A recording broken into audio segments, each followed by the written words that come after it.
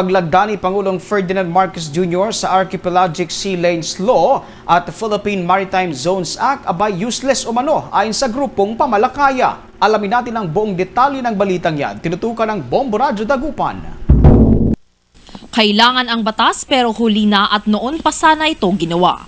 Ito ang reaksyon ni Fernando Hicap, ang chairperson ng Pambansang Lakas ng Kilusang Mamalakaya ng Pilipinas o Pamalakaya sa paglagda ni Pangulong Ferdinand Marcos Jr.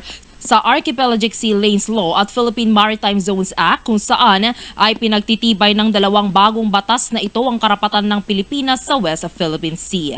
Ayon kay Hicap, ang maganda sa batas ay matitiyak kung hanggang saan ang ating teritoryo. Kung nagawa sana ito noon pa ay hindi mangyayari ang pagbangga sa mga mangingisda na nagtutungo sa bahagi ng West Philippine Sea dahil may specific lane na dadaanan ng mga barko. Sinabi nito na mahihirapan na maipatupad ito ngayon.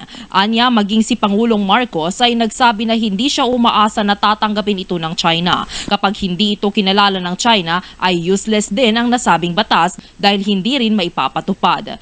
Paliwanag pa ni Hicap na kaya sila nakapagpatayo ng artificial island ay ginamit ng China ang seismic undertaking.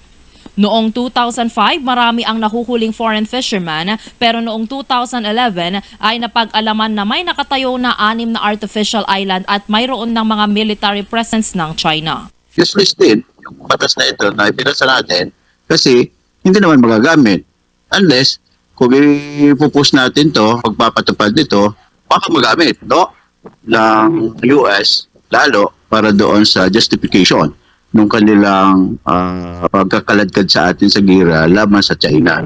Kaya ang tingin namin dito, tingin ko dito, kaugnay dito sa batas, baka imposition na rin to o tulak ng Estados Unidos para ipakita at magkaroon, no, ng batayan sila para doon sa pag-ipasok natin. Para sa Bombo Network News mula dito sa Bombo Radyo Dagupan, Bombo Nerissa Ventura nag-uulat para sa number 1 and most trusted radio network in the country, Bombo Radyo Philippines.